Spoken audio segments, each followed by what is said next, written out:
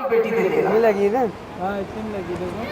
دوسرا دن ہوا پھر پیارے نبی نے یہی سوال دہرایا. آ گئی ہوگی. تیسرا دن ہوا پھر پیارے نبی صلی اللہ علیہ وسلم نے یہی سوال دہرایا. تیسرے دن پھر انہوں نے مجھے آپ سوال کرنا اور اس کے بعد میں کہا اپنے مقصد کیا ہوگی. اے میرے بیٹو تم پلٹ کر کے پسپا ہو کر کے میرے یہاں مت آنا، میرے دامن میں تمہیں پناہ نہیں ملے گی. اللہ کے نبی محمد رسول اللہ صلی اللہ علیہ وسلم کی سنتوں پر فدا ہونے والی یہ ماں اپنے بیٹوں کو قربانی کی دعا کرتی ہے اللہ رب العالمین سے. بیٹے جاتے ہیں جنگ یرموک کا موقع ہے مسلمانوں، اور جانے کے بعد میں جو اس وقت امیر ہے اس سے اجازت لینے کے بعد جنگ میں کود جاتے ہیں. ایک ایک کر کے بہت سارے مسلمان شہادت کا درجہ پاتے ہیں. علم جھکتا ہے، ایک بھائی اٹھ کر کے آگے علم کو اٹھاتا ہے اور چاروں نے مسلمانوں شہادت نوش فرمانی. اور جب اس ماں کو خبر ملی او ماں تیرے چاروں بیٹے شہید ہو گئے، اللہ کی قسم خنزہ سال ہے کہ تو نے میری قربانی کو قبول فرما لیا ہے. اے اللہ قیامت کا دن ہوگا جب ماں اپنے بیٹوں کو کہے گی کہ اے اللہ میرا بیٹا یہ کیا، میرے بیٹوں کو میں نے قاری بنایا، قرآن کی تلاوت کیا کرتا تھا، اے اللہ عالم دین کا تبلیغ کیا کرتا تھا. اس وقت میں فخر سے کہوں گی ایک بیٹا آئے گا، اے اللہ میرے اس بیٹے کو میں نے تیرے راستے میں شہید کرنے کے لیے بھیج دیا. اے اللہ چار بیٹے تھے اور چاروں کو میں نے تیرے راستے میں قربان کر دیا. اے بیٹو یہ میرے لیے بھی فخر. میں قبل اس کے کی دعوت ہوں حضرت مولانا جلال الدین قاسمی صاحب کو میں جناب محمد انصار صاحب کو گزارش کرتا ہوں کہ تشریف لائیں اور ایک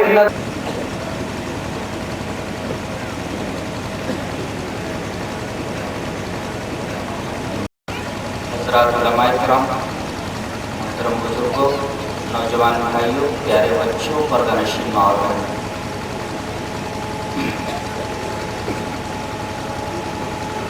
عنوان آپ کو بتا دیا گیا ہے.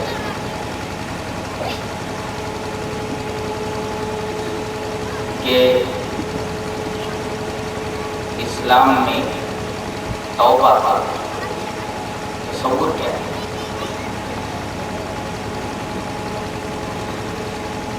موضوع پر آنے سے پہلے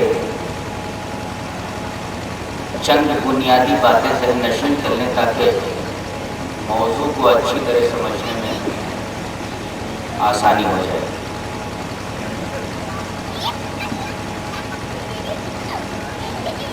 سب سے پہلے یہ جان لیں کہ توبہ کس چیز سے کی جاتی ہے.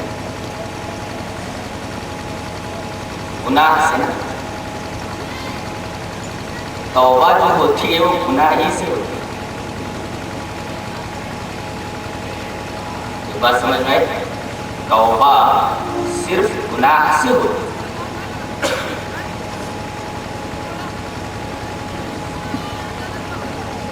اب گناہ کو سمجھنا ضروری ہے کہ گناہ کا مزاج کیا ہے، اور گناہ کا مزاج اگر سمجھ میں آ جائے تو اس کے اثرات جو انسانی دل و دماغ پر ہوتے ہیں وہ بھی معلوم ہو جائے. توبہ گناہ سے کی جاتی ہے. گناہ کا مزاج کیا ہے؟ گرم ہے. اور کتنا گرم ہے؟ آگ سے بھی زیادہ گرم ہے. اب آپ ایک سوال کریں گے آگ سے کتنے گنا گرم ہے؟ میں بولوں گا 3 گنا گرم ہے.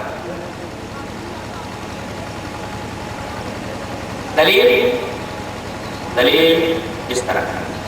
حدثنا موسى بن اسماعيل قال حدثنا عبد الواحد بن زياد قال حدثنا عمارة بن القعقاع قال حدثنا ابو زرعة قال حدثنا ابو هريرة رضي الله تعالى عنه قال كان رسول الله صلى الله عليه وسلم يسقط بين التكبير والقراءة إسقاطا قال أحسبه قال هنية فقلت بأبي وأمي يا رسول الله إسقاطك بين التكبير والقراءة ما تقول؟ قال أقول اللهم باعد بيني وبين خطاياي كما باعدت بين المشرق والمغرب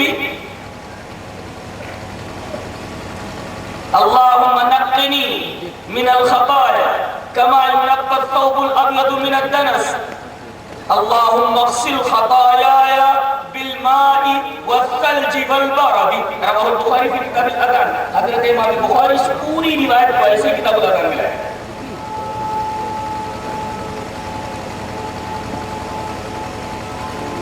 راوی کہتے ہیں کہ جب نبی کریم صلی اللہ علیہ وسلم نماز کے لیے کھڑے ہوتے تو تکبیر کہہ کے ہاتھ سینے پر باندھ لیا کرتے, اس کے بعد تھوڑی دیر تک ٹھہرتے, اس کا تھوڑی دیر, یا راوی کہتا ہو نہیں جاتا, دونوں کا مطلب دیکھیے, اس کا تھوڑا کہتے یا ہنیتن تھوڑا کہتے.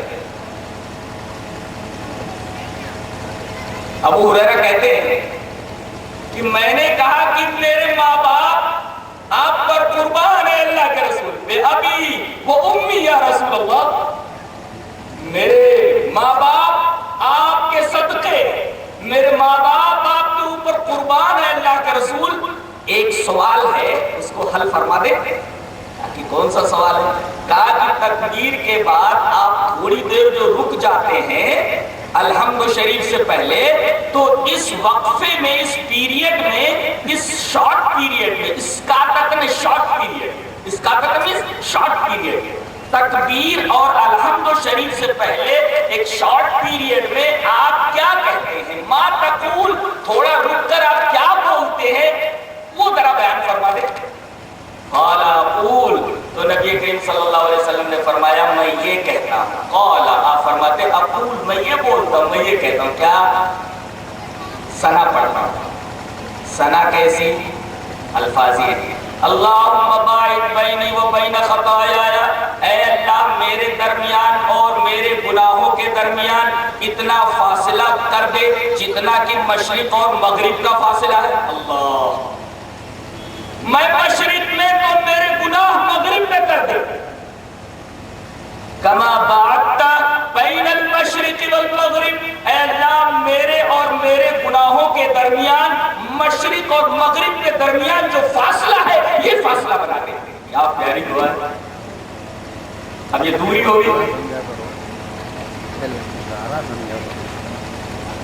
پھر اللہم نقنی من الخطایا, اے اللہ مجھے صاف کر دے, کس سے؟ گناہوں سے صاف کر دے. کیسے؟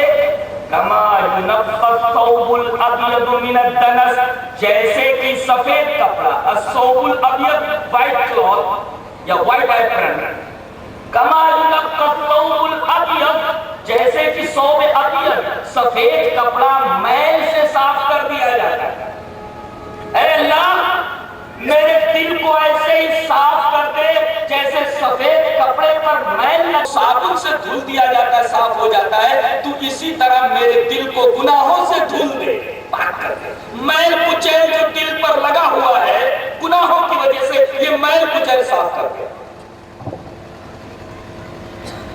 تیسری دعا, اللہم اغسل خطایا, کس چیز سے بجھایا جاتا ہے؟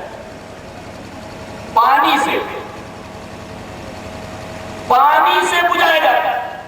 حدیث پاک میں اور اس دعا میں یہ بتایا گیا کہ گناہ کا مزاج گرم ہے, جیسے آگ لگنے پر پانی پھینکا جاتا ہے, پانی سے آگ کو بجھایا جاتا ہے. اے اللہ یہ گناہ مجھ سے ہو گیا, اس گناہ کا مزاج گرم ہے, کہیں یہ گرمی, کہیں یہ تپش گناہ کی یہ آگ میرے دل کو جلا کر راکھ نہ کر دے. تو اے میرے معبود میرے گناہوں کو, میری خطاؤں کو پانی سے دھل دے, والثلج برف سے دھل دے,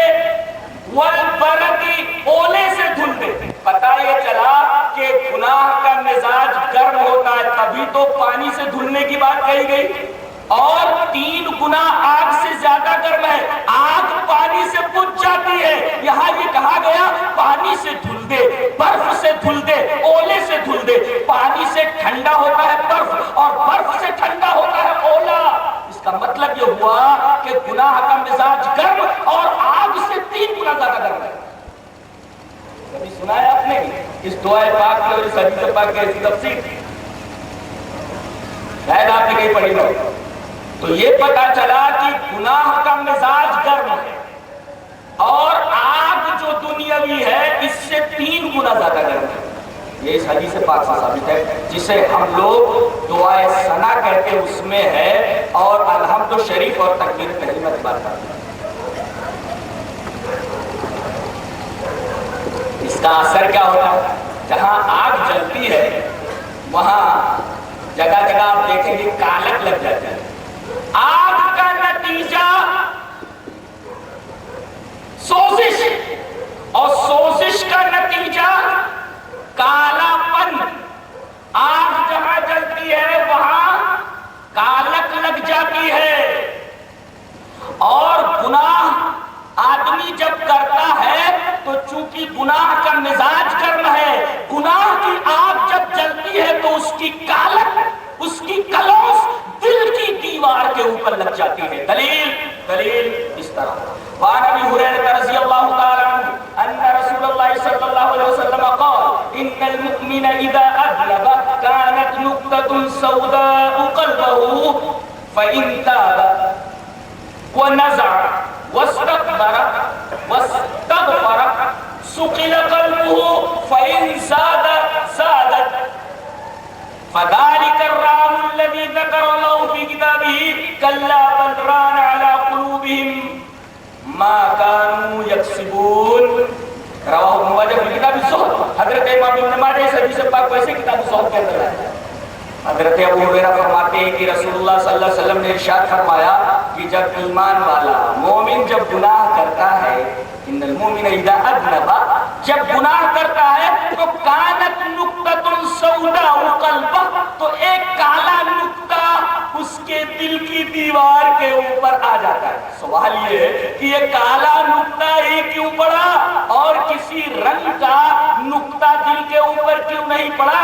رنگ کالا ہی کیوں؟ وہی میں نے بتایا کہ گناہوں کا مزاج گرم ہوتا ہے، اور جہاں آگ چلتی ہے وہاں کالک لگتی ہی ہے۔ جہاں کا گناہ ایک ایسی آگ ہے، جب انسان اس کا ارتکاب کرتا ہے تو اس کا دل اس سے متاثر ہوتا ہے، اور دل کے اوپر کلوس پڑ جاتی ہے، کالا نقطہ پڑ جاتا ہے۔ اب اس کالے نقطے کو کیسے دھلا جائے؟ پڑ گیا تو دیوار پر آگ کی تپش سے اگر کالک لگ جائے تو اسے پانی سے دھل کر صاف کر دیا جاتا ہے، کالک ختم ہو جاتی ہے۔ لیکن دل کی دیوار پر لگی ہوئی اس کالک کو اور اس کالے نقطے کو صرف ایک ہی طریقے سے دھلا جا سکتا ہے، اور وہ ہے توبہ، استغفار۔ فَإِن تَابَ، اگر وہ توبہ کر لے تب سُقِلَ قَلْبُهُ، تو اس کا قلب سیکل ہو جاتا ہے۔ اور اگر توبہ نہ کرے تو ایک نقطہ پڑ گیا، دوسرا گناہ کیا، دوسری آگ جلی، ایک نقطہ اور پڑ گیا، تیسرا گناہ کیا، آگ جلی، گناہ کی، تیسرا نقطہ پڑ گیا۔ فَإِن زَادَ، گناہ کرتا گیا، نقطے پھیلتے گئے، اور یہ نقطے جب اپنی انتہا کو پہنچتے ہیں تو پورے دل کو اپنی لپیٹ میں لے لیتے ہیں۔ دل کے اوپر ایک دبیس کالی دیوار گناہوں کی اور کالک کی پڑ جاتی ہے۔ اور نبی کریم صلی اللہ علیہ وسلم نے فرمایا، قرآن حکیم میں اسی کو رین کہا گیا، فَذَلِكَ الرَّانُ الَّذِي ذَكَرَ اللَّهُ فِي كِتَابِهِ، یہی وہ رین ہے جسے اللہ نے اپنی کتاب سورہ مطففین میں ذکر کیا ہے، کَلَّا بَلْ رَانَ عَلَىٰ قُلُوبِهِم مَّا كَانُوا يَكْسِبُونَ۔ تو گویا اگر آپ سے کہا جائے کہ رین کی تفسیر کیا ہوگی، رین کا مطلب کیا ہوگا، تو رین کا وہی مطلب ہوگا جو جناب محمد رسول اللہ صلی اللہ علیہ وسلم نے بتایا کہ آدمی جب گناہ کرتا ہے، ایک گناہ کیا تو گناہ کا مزاج گرم ہے، اس کی تپش سے سے کالا نقطہ دل پر پڑ گیا، پھر دوسرا گناہ کیا، ایک کالا نقطہ دل پر اور پڑ گیا، گناہ کرتا گیا یہاں تک کہ نقطے کالے اتنے زیادہ ہو گئے کہ پورے دل کو سیاہ کر دیتے ہیں۔ جب پورا دل سیاہ ہو جائے گناہوں کی وجہ سے تو اسی پورے دل کی سیاہی کو قرآن حکیم میں رین سے تعبیر کیا گیا ہے۔ یہ تفسیر خود جناب محمد رسول اللہ صلی اللہ علیہ وسلم نے صحیح سے پاک کر دیا جو حضرت ابو ہریرہ۔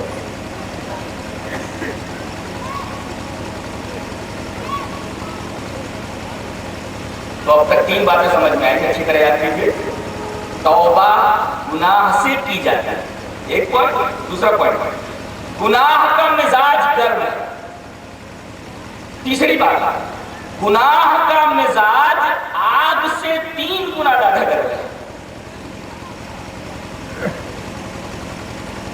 اور چوتھی بات یہ معلوم ہوئی کہ جہاں آگ جلتی ہے وہاں کالک ضرور لگتی ہے۔ ایسے ہی گناہ آدمی جب کرتا ہے تو دل پر کالے نقطے پڑ جاتے ہیں۔ اور پانچویں بات یہ معلوم ہوئی کہ نقطے پھیل کر جب پورے دل کا احاطہ کر لے تو دیٹ از کالڈ رین، اس کو رین کہا جاتا ہے قرآن حکیم کی اصطلاح میں اور نبی کریم صلی اللہ علیہ وسلم کی تفسیر کے مطابق۔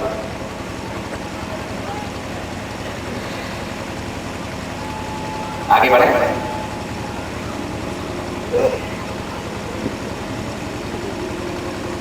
یہ ایک بنیادی بات ہے۔ دوسری بنیادی بات یہ سمجھو کہ اللہ تعالی نے انسان کو جب خلق کیا، انسان کو جب بنایا تو خطا اور لغزش کا عنصر اس کی سرشت میں اور اس کی خمیر میں ڈالا۔ پوائنٹ نوٹ کیا جائے کہ اللہ نے جب انسان کو خلق کیا، پیدا کرتے وقت ہی انسان کی خمیر میں، انسان کی سرشت میں خطا اور لغزش کا عنصر رکھ دیا۔ کیوں بھائی؟ وجہ خطا اور لغزش اور تقصیر اس کی سرشت میں، اس کی خمیر میں رکھ دیا گیا۔ یہ عنصر کیوں رکھا گیا؟ 2 وجہ۔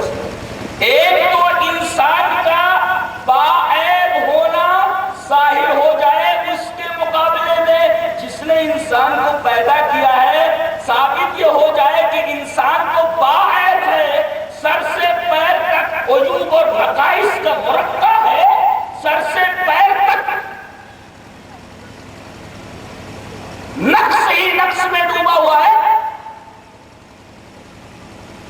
قسم قسم کے عیوب سے مڈھا ہوا ہے، اور اس کے مقابلے میں جس نے اس کو پیدا کیا ہے، خالق تمام عیوب اور نقائص سے منزہ، تمام عیوب اور نقائص سے پاک۔ تو اللہ نے انسان کی سرشت میں تقصیر، لغزش اور خطا کا عنصر جو رکھا، اس کی وجہ یہ ہے تاکہ انسان کا باعیب ہونا اور اللہ کا تمام عیوب اور نقائص سے منزہ ہونا ثابت ہو جائے۔ پہلی بات یہ ہے۔ اور دوسری وجہ یہ ہے تاکہ اللہ تبارک و تعالیٰ کے حلم کا بندہ اندازہ کر لے کہ اللہ تبارک و تعالیٰ گناہ کرنے پر فوراً نہیں پکڑتا بلکہ مہلت دیتا ہے۔ مہلت کیوں دیتا ہے؟ اس لیے کہ وہ حلیم ہے۔ ان 2 وجہوں کی بنا پر اللہ تعالیٰ نے انسان کی سرشت میں اس کی تخلیق کے وقت خطا اور لغزش اور تقصیر کا عنصر رکھا۔ یہ دوسرا پوائنٹ ہے موضوع کو سمجھنے کے لیے جو ضروری ہے۔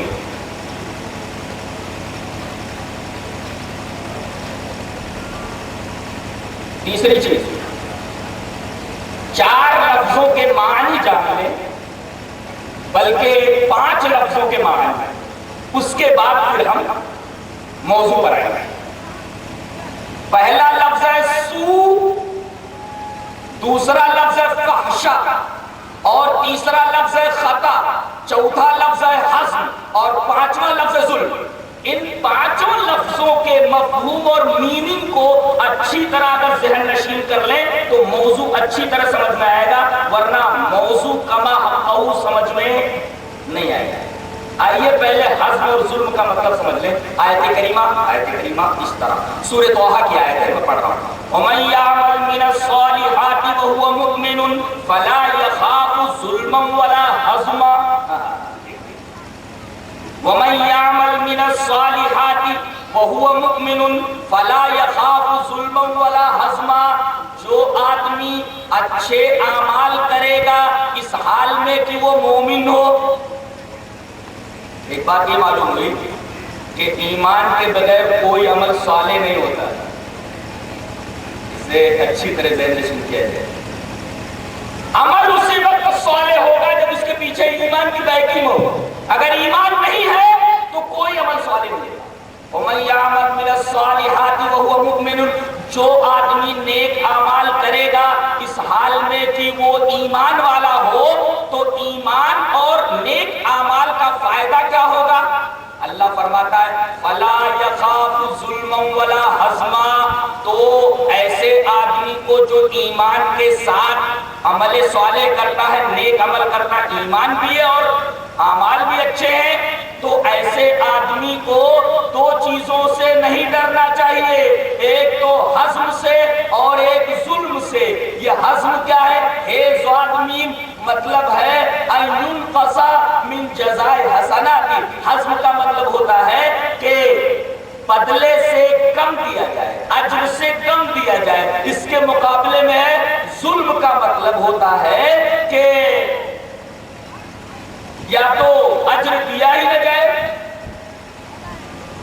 अज्र दिया ही न जाए। मतलब एक आदमी ने 100 रुपए की मजदूरी की तो उसे कितना मिलना चाहिए? 100 रुपया। अगर उसे 50 रुपया दिया गया तो यह हज़्म हुआ। इसको कहते हैं हज़्म। अयुनक़सा मिन जज़ाए हसनाती, उसकी नेकियों से उसे कम दिया गया। उसने जो काम किया था 100 रुपए का 50 रुपया जो दिया गया, इसको अरबी में कहते हैं हज़्म। ऐसे ही आदमी कोई नेकी करे, अल्लाह फरमाता है जितनी नेकी की है कम करके नहीं दिया जाएगा। नुक़स मिन जज़ाए हसना।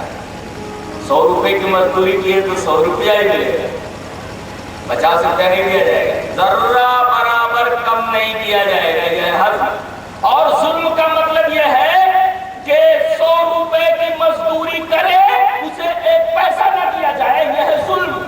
और जुल्म का एक दूसरा मतलब और भी है कि 100 रुपए की मजदूरी करे ज़ैद और 100 रुपया दे दिया जाए जिसने मजदूरी नहीं की है अमर को, ये भी जुल्म। जुल्म का मतलब समझ आया? हज़्म का मतलब तो 100 रुपए की मजदूरी के 50 रुपया दे दिया जाए, यह है हज़्म। और जुल्म का मतलब 100 रुपए की मजदूरी की है उसे एक पैसा न दिया जाए, जा मत जा, एक पैसा नहीं दिया गया, यह है जुल्म।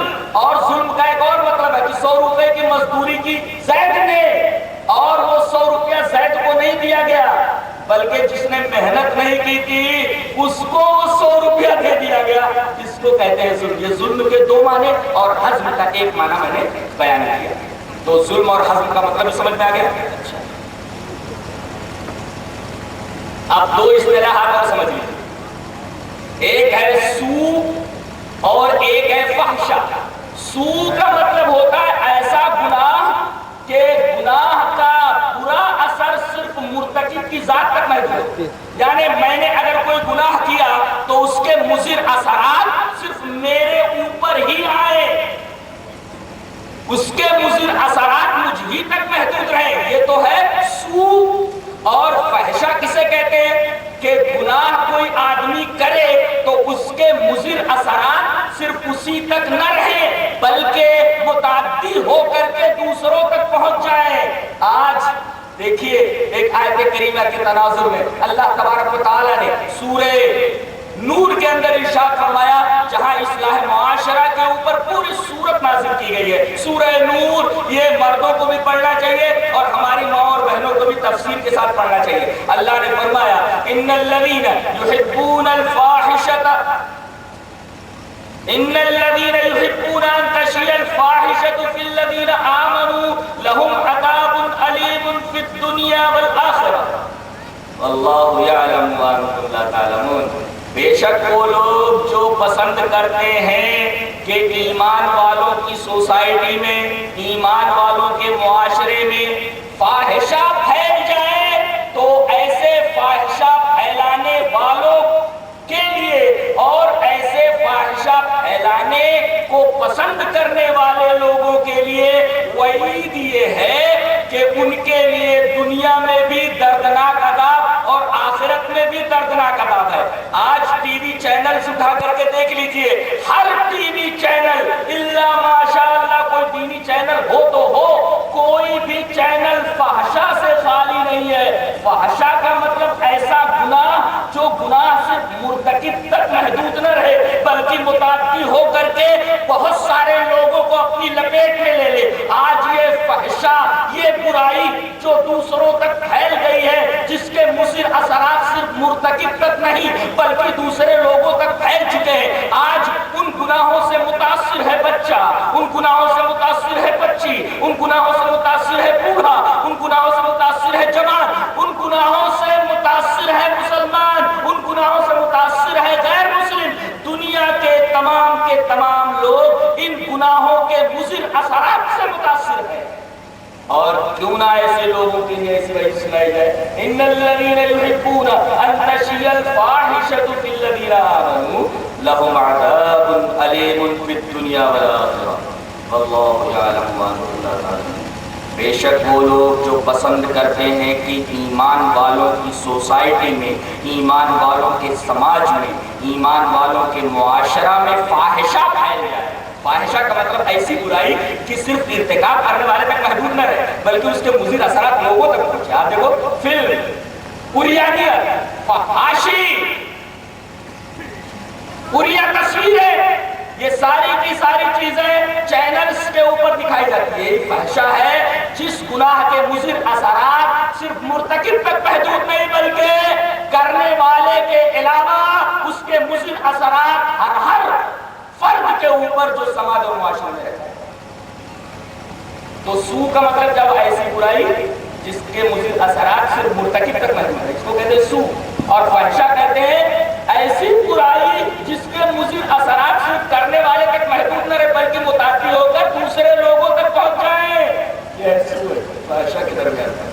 तो आपने हज़्म का मतलब समझ लिया और आपने जुल्म का मतलब समझ लिया, आपने सू का मतलब समझ लिया, आपने फाहिशा का मतलब समझ लिया। अब आप एक लफ्ज और समझ लें, उसके बाद फिर हम मौजू पर आते हैं। एक लफ्ज है खता। हम लोग बोला करते हैं ना, अरे हमसे खता हो गई, फला आदमी खता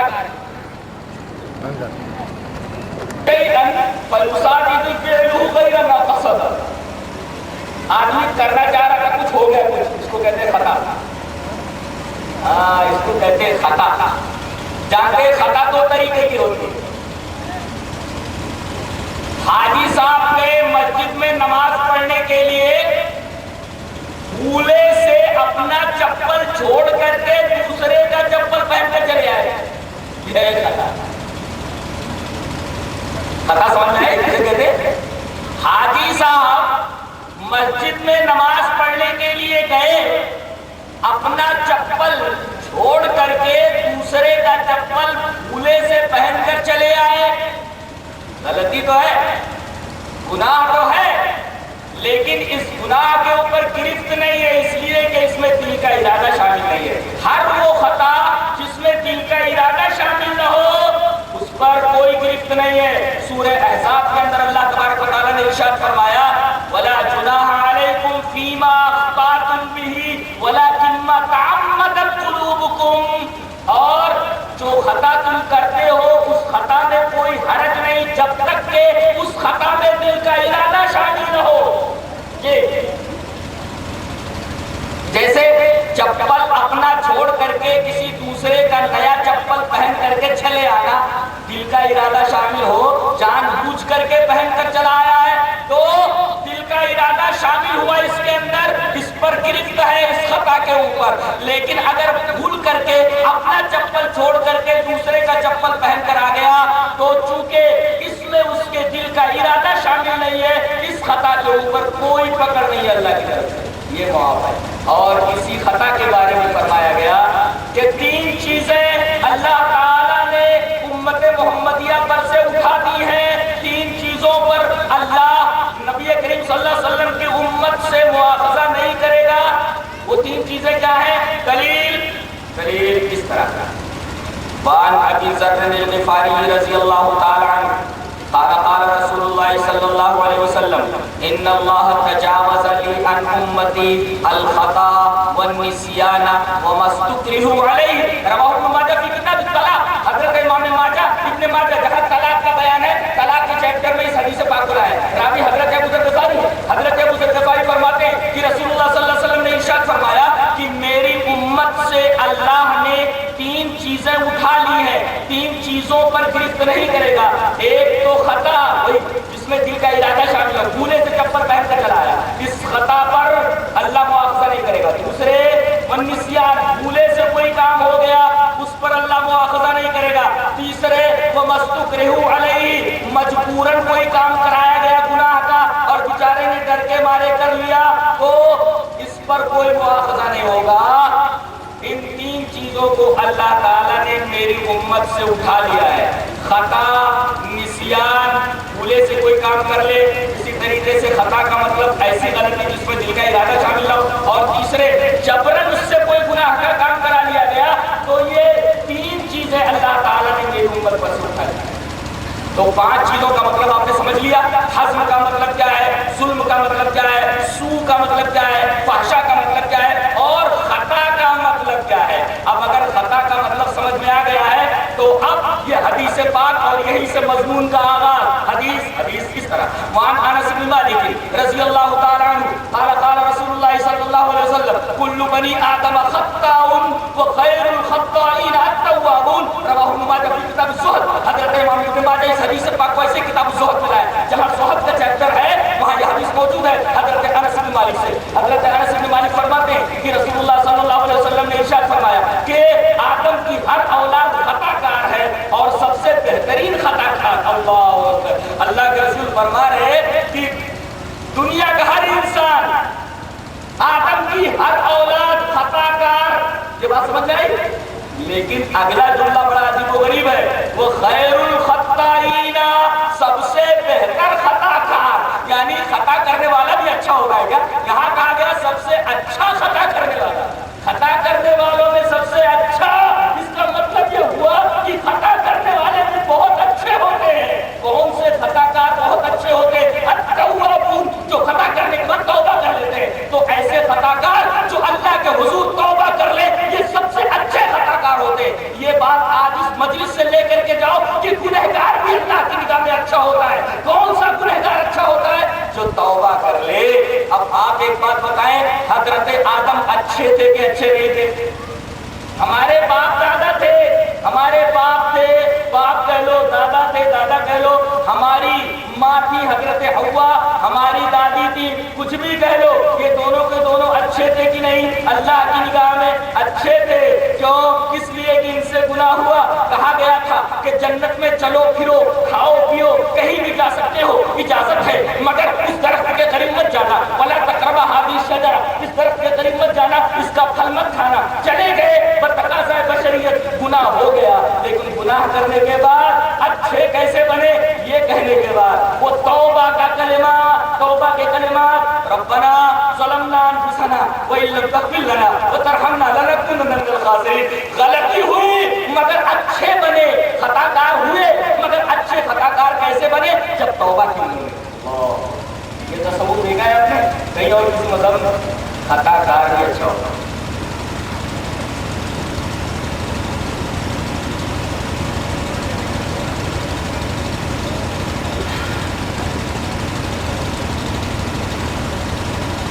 اب ایک سوال آپ سے، پہلے یہ بتا دوں کہ توبہ عبادت، توبہ عبادت عبادت۔ اب آپ سے ایک سوال، یہ بتانے کے بعد کہ توبہ عبادت، ایک سوال آپ سے، آپ لوگ اس سوال کا جواب دیں گے۔ سب سے پہلی عبادت جو اللہ کی طرف سے اپنے بندے کو عطا کی گئی، اس عبادت کا نام کیا ہے؟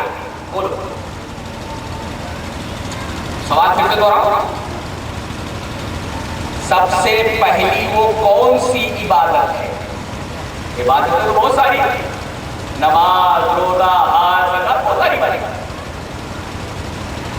سب سے پہلی عبادت جو خالق کی طرف سے مخلوق کو دی گئی تحفے کے طور پر، اللہ کی طرف سے بندے کو عطا کی گئی، وہ پہلی عبادت کون سی ہے؟ نام بتائیں، ارے بول دیجئے نا، جو موضوع ہے توبہ۔ دلیل اس طرح کہ اللہ نے کہا تھا کہ اس درخت کے قریب مت جانا، چلے گئے، گناہ ہو گیا۔ اب سمجھ میں نہیں آ رہا تھا کہ گناہ ہو تو گیا، کس طرح اللہ سے معافی مانگے، یہ سمجھ نہیں آ رہا۔ پہلے انسان سے پہلی خطا ہو، جی یہ پہلی خطا، خطا کرنے کے بعد سمجھ میں نہیں آ رہا تھا کہ معافی کیسے مانگوں۔ اب اللہ کا رحمت دیکھیے ہے، اس پر میں ایک آیت پڑھوں گا، پہلے یہ بتا دوں کہ آدم سے کہا گیا تھا کہ اس درخت کے قریب نہ جانا، چلے گئے، اللہ کی نافرمانی ہوئی، خطا ہو گئی، سمجھ میں نہیں آ رہا تھا کہ اس گناہ سے توبہ کیسے کریں، اس خطا سے معافی کیسے مانگیں۔ اللہ سے معافی مانگنے کا طریقہ بھی نہیں آتا تھا گناہ کرنے کے بعد۔ اللہ کا رحم دیکھو، اللہ نے توبہ کے کلمات سکھائے اور اللہ نے فرمایا، پہلا پارہ پڑھیے، فَتَلَقَّىٰ آدَمُ مِن رَّبِّهِ كَلِمَاتٍ فَتَابَ عَلَيْهِ، آدم نے اپنے رب کی طرف سے چند کلمات پائے۔ تلقا ریسیوڈ، فتلقا کو ریسیوڈ کیا، پایا، گاٹ، حاصل کیا۔ فتلقا آدم من ربہ، تو آدم نے پایا اپنے رب کی طرف سے چند کلمات، فتاب علیہ، وہ کلمات جب انہوں نے پڑھے اور ان کلمات کے ذریعے اللہ سے معافی مانگی، فتاب علیہ، تو اللہ نے ان کی توبہ قبول کر لی۔ سوال یہ ہے کہ وہ کلمات کون سے تھے؟ وہی کلمات، ربنا ظلمنا انفسنا وان لم تغفر لنا وترحمنا لنکونن من الخاسرین، یہی کلمات تھے جو آدم کو سکھائے گئے، یہی کلمات حاصل کیے آدم نے اپنے رب کی طرف سے، اور یہی کلمات کہہ کر کے جب انہوں نے اللہ سے معافی مانگی تو اللہ نے ان کی توبہ قبول کی۔ ثابت یہ ہوا کہ اللہ کی طرف سے بندے کو سب سے پہلے جو عبادت عطا کی گئی وہ عبادت توبہ ہے، جس سے توبہ کی اہمیت کا اندازہ ہوا کہ توبہ کتنی اہم چیز ہے۔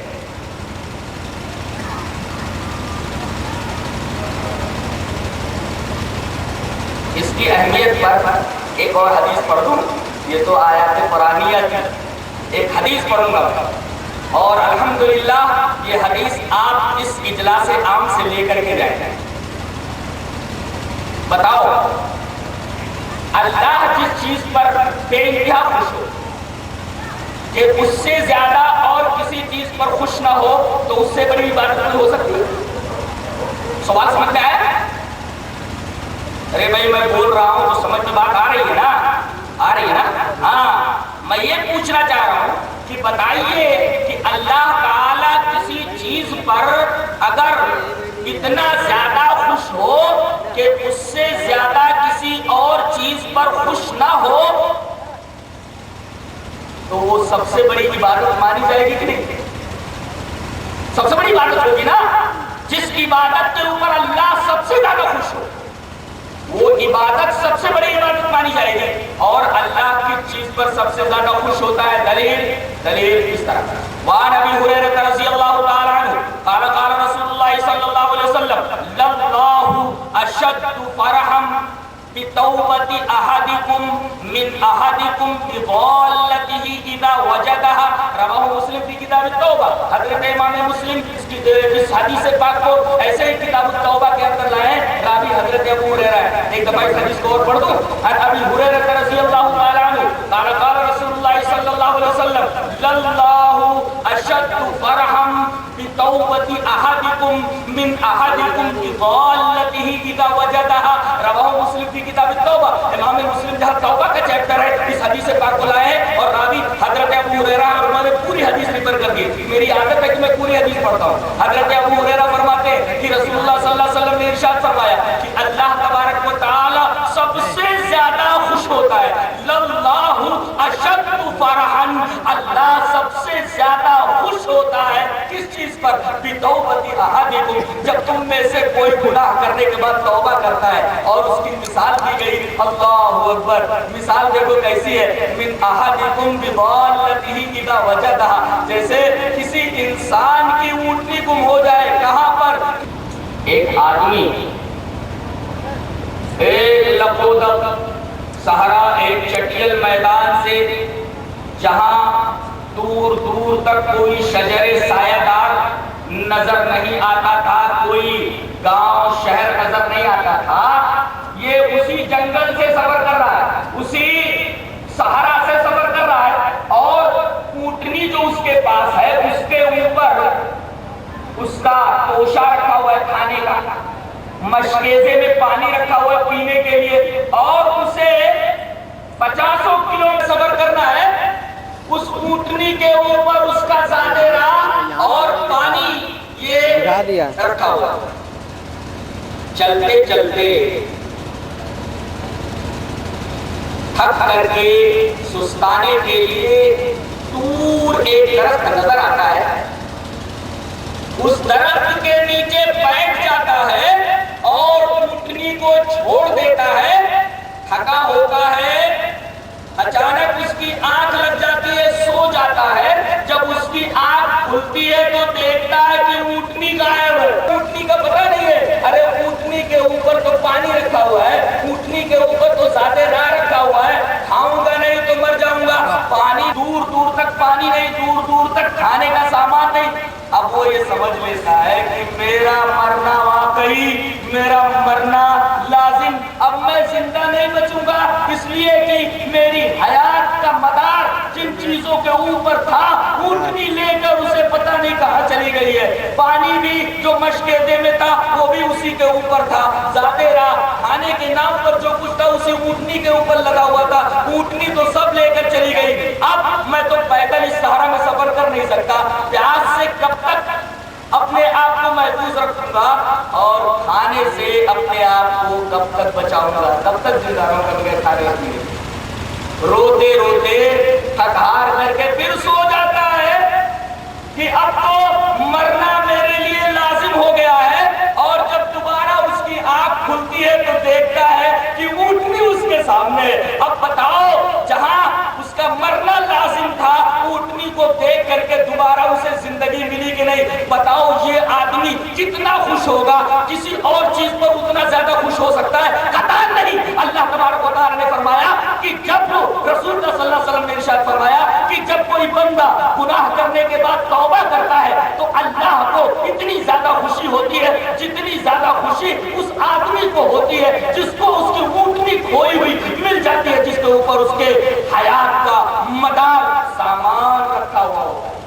यह हदीस भी बता रही है कि यह इबादत ऐसी है कि अल्लाह पर सबसे ज्यादा खुश होता है। लल्लाहु अशद्दु फरहन, अल्लाह सबसे ज्यादा खुश होता है। और अल्लाह जब इस पर सबसे ज्यादा खुश हो तो सबसे बड़ी इबादत हुई ना।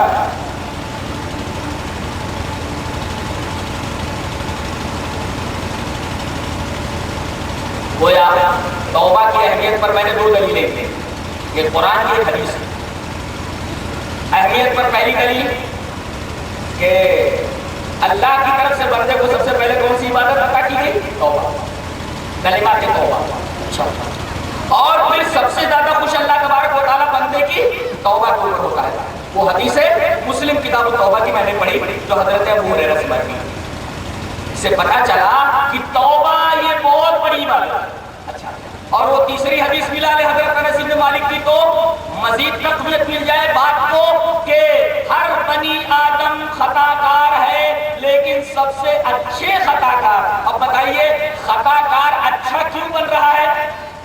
گنہگار اچھا بن جائے توبہ کی وجہ سے. تو توبہ کی اہمیت کا اندازہ آپ کر سکتے ہیں کہ توبہ کی وجہ سے گنہگار اچھا بن گیا. تو گنہگار اچھا بن گیا کسی وجہ سے؟ توبہ کی وجہ سے. تو توبہ کی اہمیت اس تیسری حدیث سے ہوئی.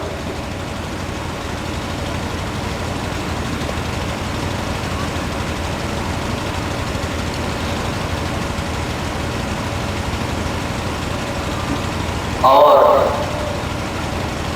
یہ بات سمجھ لے کہ آدمی کتنا ہی گناہ کیوں نہ کر لے، خاص طور سے یہ بات، کتنا ہی گناہ کیوں نہ کر لے،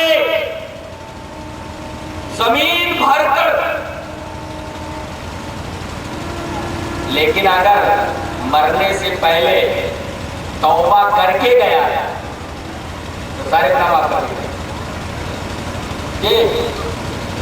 لیکن توبہ کی توفیق ہونی چاہیے. یہی تو توفیق ہوتی نہیں جلدی. بتائیے ایک آدمی کا قتل کرنا کتنا بڑا گناہ ہے؟ اللہ نے فرمایا کہ من قتل نفسا بغیر نفس فکأنما قتل الناس جميعا. جس آدمی نے بلا وجہ کسی انسان کو، ایک انسان کو قتل کر دیا، اس نے پوری انسانیت کا قتل کر دیا. کتنا بڑا گناہ ہے ایک آدمی کا قتل کرنا. اب آؤ دیکھو ایک آدمی 99 قتل کر کے آتا ہے. دلیل اس طرح. وعن ابي سعيد الخدري رضي الله تعالى عنه ان نبي الله قال كان في من كان قبلكم رجل قتل 99 نفسا فسأل عن عالم اهل الارض فدل على راهب فاتاه فقال انه قتل 99 نفسا فهل له من توبه؟ فقال لا، فقتله فكمل به 100 ثم سأل عن عالم اهل الارض فدل على رجل عالم فقال انه قتل 100 نفس فهل له من توبه؟ فقال نعم. ومن يحول بينه وبين التوبه؟ انطلق الى ارض كذا وكذا فان بها اناسا يعبدون الله فاعبد الله معهم ولا ترجع الى ارضك فانها ارض سوء.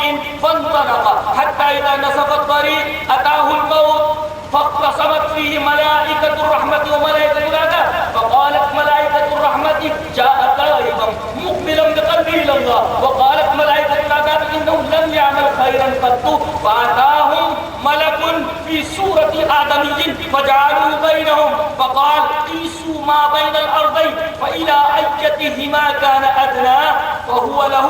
فقاسوا فوجدوه ادنى الى الارض التي اراد فقبضته ملائكه الرحمه.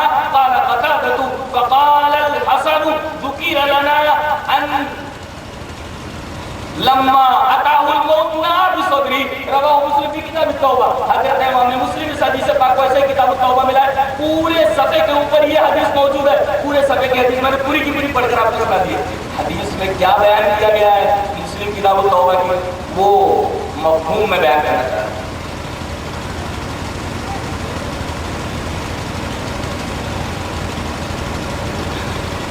حضرت ابو سعید خدری فرماتے ہیں ان نبی اللہ قال کہ اللہ کے نبی نے فرمایا کان فی من کان قبلکم، پچھلے زمانے میں تم سے پہلے، رجل ایک آدمی کا، رجل اسمین ایک آدمی کا، قتل 99 نفسا، he had killed 99 persons. اس نے 99 آدمیوں کو قتل کر دیا تھا. اچانک اس نے کہا کہ مجھے دنیا کا سب سے بڑا عالم بتاؤ. کیا پوچھا تھا اس نے؟ دنیا کا